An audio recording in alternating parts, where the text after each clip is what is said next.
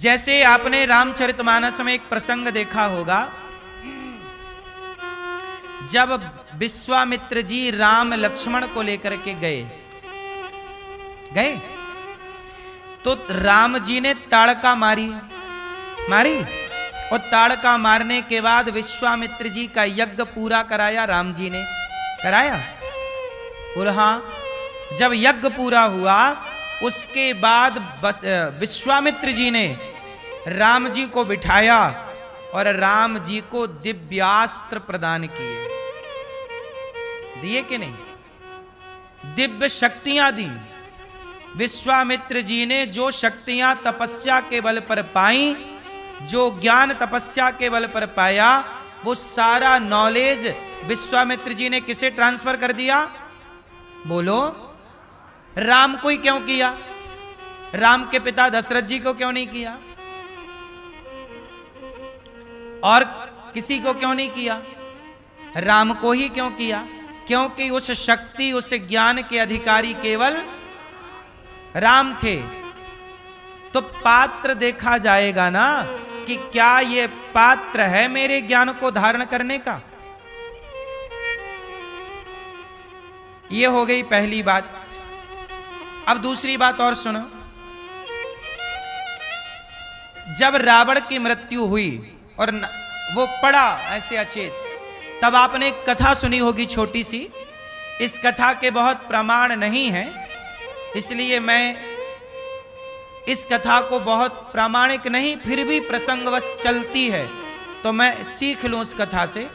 तो एक कथा छोटी सी है, आपके नॉलेज के लिए है। जब रावण गिरा, राम जी ने नाभि में बाण मारा, वो गिर गया धड़ाम से। तब राम ने लक्ष्मण जी को कहा कि जाओ, रावण मर रहा है, बहुत बड़ा ज्ञानी है, थोड़ा सा ज्ञान ले लो। भेजा था कि नहीं? तो लक्ष्मण जी गए तो रावण के सिर के पास खड़े हो गए।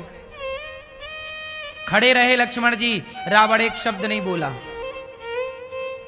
लक्ष्मण जी आ गए, बोले राम वो तो कुछ बोल नहीं रहा, प्रभु वो तो कुछ बोल नहीं रहा है। तो राम ने कहा तुम कहां खड़े थे? बोले रावण के सिर के पास। बोले कोई सिर के पास थोड़ी ज्ञान मिलेगा, जाओ चरणों में खड़े हो, ब्राह्मण है ज्ञान देगा, रावण विद्वान है, चरणों में जाके खड़े हो, प्रणाम करो। लक्ष्मण जी गए और चरणों में खड़े होके रावण को जब प्रणाम किया तो रावण ने लक्ष्मण जी को दिव्य ज्ञान दिया। बोलो हाँ। पहली बार में क्यों नहीं दिया? क्योंकि पहली बार में लक्ष्मण जी उस ज्ञान के अधिकारी, क्योंकि वो तरीका गलत था। सोचिए, लक्ष्मण जी में भी यदि काबिलियत नहीं है तो रावण जैसों ने लक्ष्मण जी को ज्ञान नहीं दिया, और काबिलियत आई तब जाके ज्ञान दिया।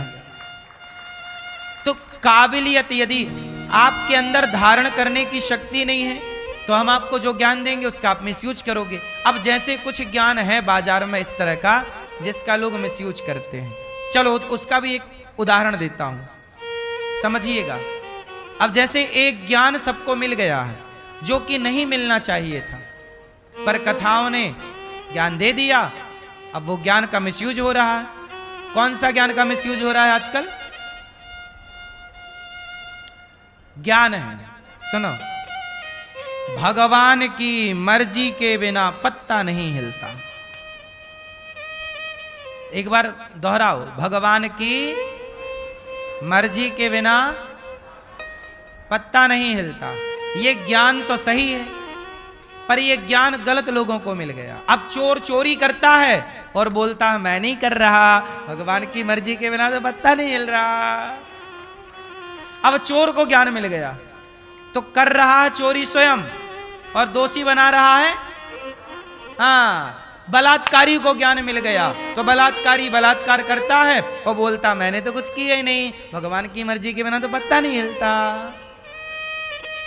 तो अब ये गलत लोगों को ज्ञान मिल गया। अब क्या हुआ? इस ज्ञान का हो गया मिसयूज, दुरुपयोग हो गया।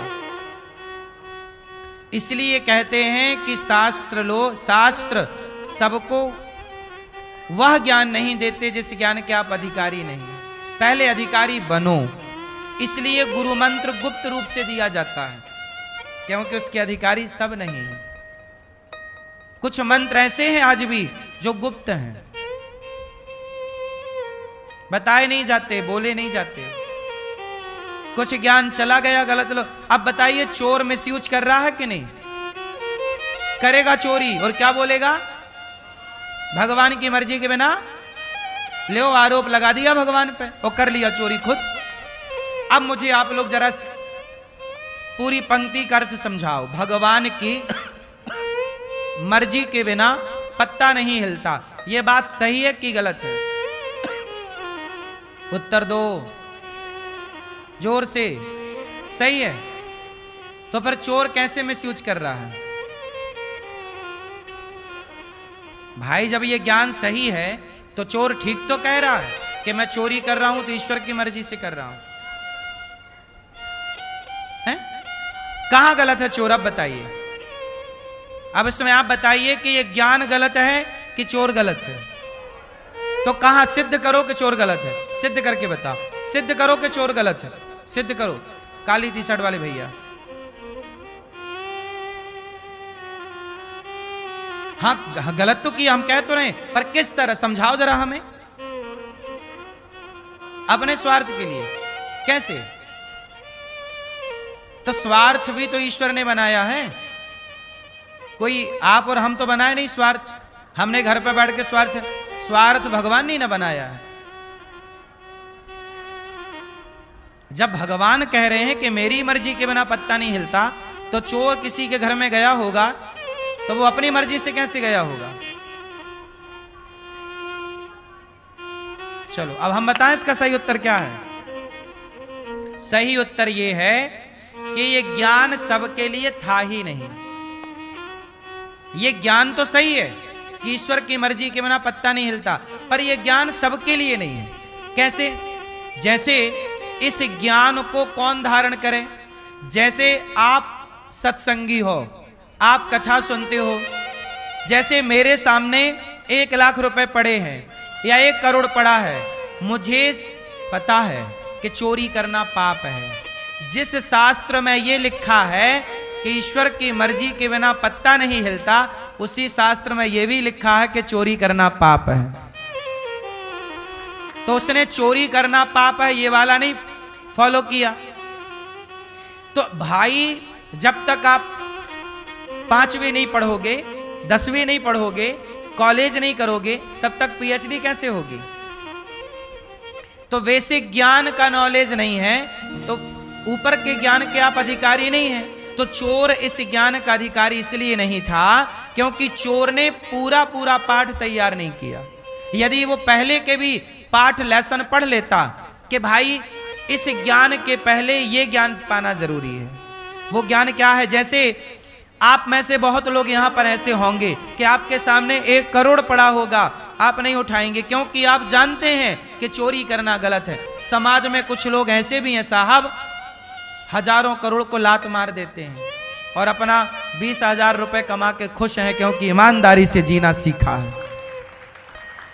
अब ऐसे लोगों के लिए यह ज्ञान है कि जो हो रहा है ईश्वर की मर्जी है। जो व्यक्ति इतना सहनशील है, इतना आत्मज्ञानी है, सुदामा जैसे लोग 4-4 दिन चूल्हा नहीं जलता फिर भी शिकायत नहीं है, तो ये ज्ञान सुदामा जैसों के लिए था।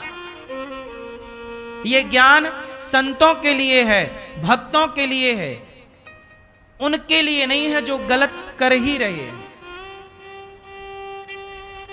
बात सही है कि गलत? गलत व्यक्ति के हाथ ज्ञान लग गया तो वो चिल्ला रहा है। अब देखो,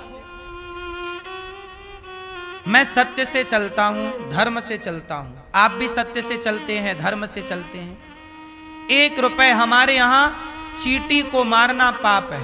आप में से बहुत लोग होंगे जो चींटी को भी नहीं मारते होंगे। आप में से बहुत लोग होंगे जो किसी जीव की हत्या करने से डरते होंगे, और कुछ लोग हैं जो तलवार लेके काट ही रहे हैं गर्दनें बकरे की और मछली की। तो जो मछली की गर्दन काट रहा है वो कहे कि जी भगवान की मर्जी के बिना पत्ता नहीं हिलता, मैं इसे मार रहा हूं, ये भी मर्जी भगवान। नहीं साहब, तुम्हारे लिए नहीं। जिस जगह ये लिखा है कि भगवान की मर्जी के बिना पत्ता नहीं हिलता, उसके पहले ये भी लिखा है कि सब पर दया करो, दया धर्म का मूल है, पाप मूल अभिमान। तो आपने बाकी चीजें क्यों नहीं फॉलो की भाई? 100 बोलिए 100 की गिनती तक पहुंचने के लिए आपको 90 पढ़ना पड़ेगा, 91 पढ़ना पड़ेगा। जब तक 50 नहीं पढ़ोगे, 60 नहीं पढ़ोगे, 70 नहीं पढ़ोगे, 80 नहीं पढ़ोगे तो 100 को क्या समझोगे? जो 1 से 99 तक समझ चुका वो 100 को भी समझ लेगा, और जिसने 1 से 99 को नहीं समझा वो 100 को नहीं समझ सकता। तो जिसने शास्त्रों की बाकी बातें नहीं समझी वो ये बात नहीं समझ सकता कि ईश्वर की मर्जी के बिना पत्ता भी नहीं हिलता। ये ज्ञान उन लोगों के लिए है जो बाकी चीजों को भी फॉलो कर रहे हैं, क्योंकि शास्त्रों में केवल एक ही बात तो लिखी नहीं है, एक बात कहने के पहले और बातें लिखी हैं। संविधान में कोई एक धारा तो है नहीं कि आपने एक धारा पढ़ ली, बाकी धारा से आपको कोई मतलब नहीं। सारी धाराएं आपको पढ़नी पड़ेंगी यदि आप कानून को जानना चाहते हैं तो। बोलो हाँ, ऐसे ही है। धर्म को जानो तो पूरा जानो, आधा जानोगे तो फिर वही होगा कि चोरी करके आप आरोप भगवान को लगाओगे। एक बार ऐसा हुआ, अब इसको पूरा मैं निराकरण करता हूं, इस पूरी घटना का। इसका एक बार क्या हुआ, एक जंगल था, जंगल नहीं, एक बगीचा। उस बगीचे में एक चरवाहा बगीचे के बाहर गाय चरा रहा था। तो बगीचे में ना बाड़ी थी, वो गांव में नहीं होता बबूल का कांटा, कांटों की बाड़ी लगाते हैं गांव के किसान, और कांटे यदि पुराने हो गए ना तो गैया जरा मौका मिला तो गैया घुस जाती है, बाड़ी तोड़ के गैया फसल में घुस जाती है। ये गाय का स्वभाव है। तो एक बगीचा था, उस बगीचे में बगीचे की तकनवारी करने के लिए कोई व्यक्ति था, बगीचे का मालिक, वो उसका बगीचा था, वो रक्षा करता था, कोई घुसे ना। तो एक ग्वाला था, वो बाहर गैया चरा रहा था, उसकी एक गैया घुस गई। और जब गैया घुसी तो बगीचे का मालिक दौड़ा कि गैया मेरे बगीचे में आई, फसल बिगाड़ रही है। उसने एक डंडा मारा जोर का गैया को, वो बेचारी गैया के सिर पे लगा, और सिर पे लगा तो गैया मर गई। जब गैया मरी तो उस आदमी के पास आई गौ हत्या। कौन आया? पूरा ध्यान से सुनना, यदि ये कहानी सुन ली तो आपको सब आगे का चीजें क्लियर हो जाएंगी, और नहीं सुनी तो कंफ्यूजन फिर भी रहेगी। ये कहानी नहीं है, मैं आपको कुछ समझाने के लिए कहानी सुना रहा। एक बगीचे का मालिक था, उसके बगीचे में किसी की गैया घुस गई, उसने जोर से मारा, गैया मर गई। और जब गैया मरी तो गौ हत्या आई, गौ हत्या का पाप आया। वो पाप बोला, गौ हत्या बोली कि भैया तुमने मुझे मार दिया, अब मैं तेरे ऊपर चढ़ूंगी, गौ हत्या लगेगी ना।